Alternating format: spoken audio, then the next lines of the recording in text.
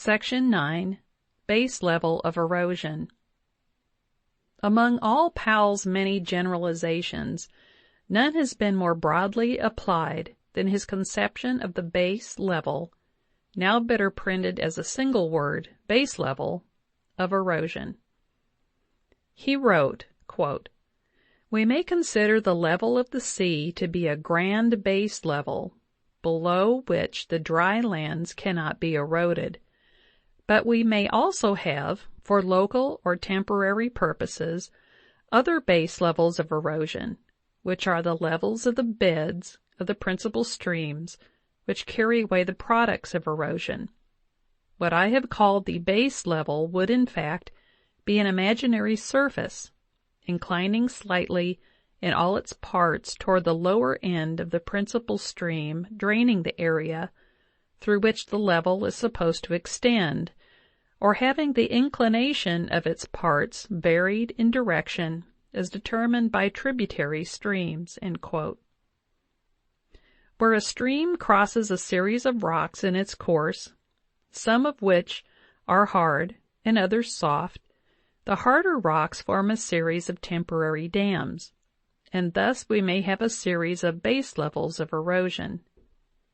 Colorado River, paper 203. It is to be noted that base level as thus defined seems to have two meanings. One meaning is very simple. It is simply the level of the sea, extending in imagination under the lands. The other is much more complicated. It is an imaginary, undulating, and inclined surface passing through a river and its tributaries, but passing beneath the intervening land surfaces. And as thus defined, base level must be conceived with difficulty because of the vagueness as to the stage of river development when it is first to be applied, because of the irregularity of its form, and because of its slow changes as the controlling stream lines are worn down to gentler slopes. Naturally enough, the more complicated meaning has been little used. The simpler meaning now prevails, under which base level may be concisely defined as the level base with respect to which river erosion is performed, determined either by sea level in the most general case, or by a rock sill or lake surface or basin floor in various special cases. The idea thus presented is discoverable, provided the reader is already acquainted with it, as an implied factor of various explicit statements in the writings of certain earlier authors. But Powell makes it wholly explicit, and indeed sets it forth in a very striking and appealing manner. Moreover, he gave its leading element a handy name, as he did in the case of antecedent rivers, with the result of rapidly promoting a clear and general understanding of a principle of prime importance in the rational study of landforms. Simple as the principle here involved really is, the explicit announcement marks an era in rational physiography. A second step of great importance followed from the first, as already intimated.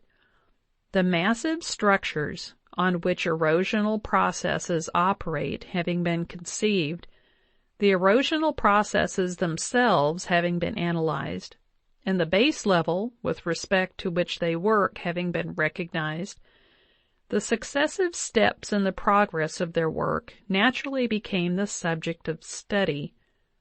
Powell clearly saw that mountain forms are not the result of disorderly and individual uplift, but of erosion.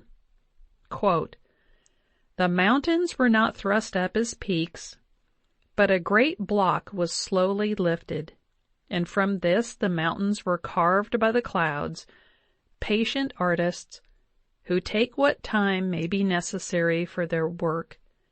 We speak of mountains forming clouds about their tops. The clouds have formed the mountains." End quote. Colorado River, 154. This had been recognized by others, but Powell went further. Quote, The first work of rains and rivers is to cut channels and divide the country into hills, and perhaps mountains, by many meandering grooves or watercourses, and when these have reached their local base levels, under the existing conditions, the hills are washed down, but not entirely carried away. Colorado River 204. That is, a lowland of small relief will in time be produced by the erosion of rain and rivers. Previous to Powell, no one had ventured, in the theory of land carving by rain and rivers, to go beyond what would today be called a late mature stage in the cycle of erosion, namely, the production of valleys between hills or mountains, unless one goes back to the brief generalization of the German philosopher Kant, who a century earlier had recognized that the action of rain and streams must slowly wear down all highlands and rob the earth's surface of its inequalities, or to the broad principle of the Scotch geologist Playfair, who a little later explained that the earth must tend gradually to become a spheroid of rotation by the external action of erosional forces, whatever its original form had been. But Powell is much more thoroughgoing and definite than any of his predecessors. He states in his second report, after recognizing the rapid wearing down of highlands, quote, "The degradation of the last few inches of a broad area of land above the level of the sea would require a longer time than all the thousands of feet which might have been above it, so far as this degradation depends on mechanical processes. But here the disintegration by solution and the transportation of the material by the agency of fluidity come in to assist the slow processes of mechanical degradation and finally perform the chief part of the task." Uinta 196. This passage is of special interest as being the most explicit statement made by Powell regarding the general possibility that normal erosional processes, working on a landmass long undisturbed, will ultimately reduce the whole surface to a lowland but little above sea level. His full understanding of the problem is shown when he thus points out the contrast between what would now be called the rapid changes of the youthful stage early in a cycle of erosion and the extreme deliberation of advanced old age at the end of the cycle. End of section 9.